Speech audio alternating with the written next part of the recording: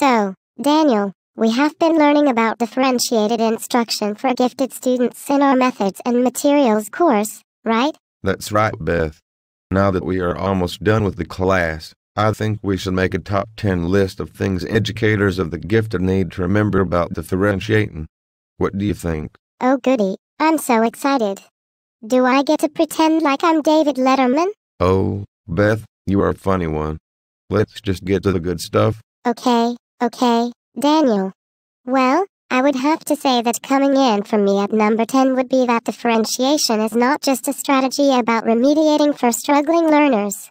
It is about providing multiple paths for all students to learn the required content. For gifted students, differentiating does not mean using them as peer tutors or simply giving them extra work. It means providing them with truly engaging enrichment activities that challenge them and honor their abilities. Point well made, Beth. Building on that, I would have to say that number 9 for me would be that differentiating does not just mean having different activities for struggling students, average ones, and advanced kids as a whole group. That's great and all, but teachers also need to remember that they need to differentiate within gifted classes too. There are going to be some gifted kids who need more time to truly understand the concept, while others are more advanced to the point where they can apply their understandings to much more challenging situations. Teachers need to accommodate for those kids, while also taking care of the needs of gifted students who may not be quite at that level yet. I could not have said it better myself, Daniel. Next up, number 8 for me would be that it is crucial to teach our gifted students to be metacognitive thinkers. This means they can think about their thinking. We must infuse critical thinking skills into our subject areas because our gifted pupils are going to be expected to be leaders in the 21st century workplace, meaning they cannot just be spoon-fed information. They have to be able to be autonomous learners who can take ownership over managing their own learning. Strategies a teacher of the gifted can use to make gifted students stronger metacognitively include using thinking maps, asking high-order, open-ended questions, allowing for extended wait time, and incorporating reflective journaling. Amen, sister. Making it onto the list at number 7 is that it is crucial to break our gifted kids of the mindset that they cannot make mistakes. Part of differentiating for them means helping them realize that getting perfect scores on state assessments and other basic recall or analysis tests is not equivalent to true learning. We have to help them see that to truly be successful in high school, college, and the real world where they may be in leadership positions, they have to be able to apply their knowledge and transfer it to real-world situations. Thinking at this level is going to mean making mistakes, but we must help our gifted students recognize that that is okay, and that they will ultimately be stronger learners because of it. Oh goody, Daniel, when you say that you sound so much wiser than David Letterman. Are you single? Oh wait, where were we? Oh yes, our top 10 list. Concluding the bottom half of the list at the number 6 spot is that when considering product differentiation, it is crucial to strive for authentic performances and products that have real-world applications, that allow students to practice actual skills they will need in the future, and that provide students with opportunities to present solutions to real audiences.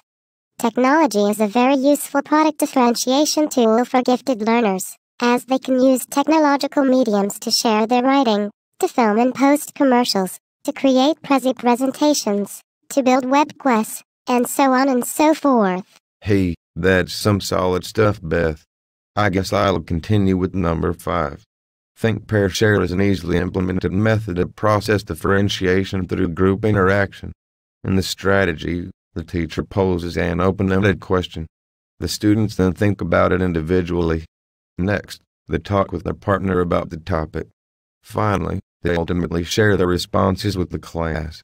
This awesome differentiation activity allows students to interact with other individuals and encourages students to see their peers as legit partners in their education. Gifted kids tend to be competitive perfectionists who want to outshine their peers.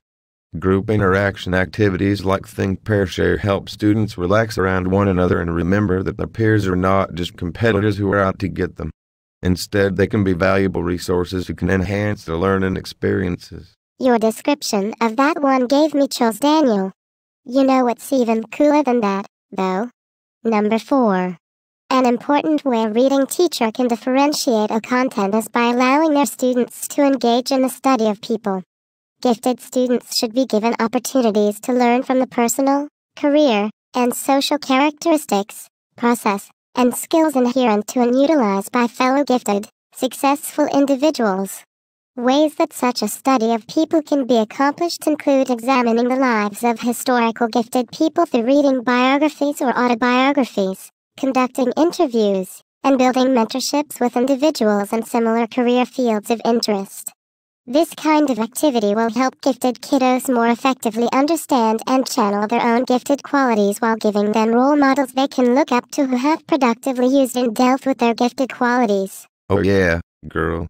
Moving on to number 3 on the countdown, a key concept of learning environment differentiation for gifted kids is making the classroom more learner-centered than teacher-centered.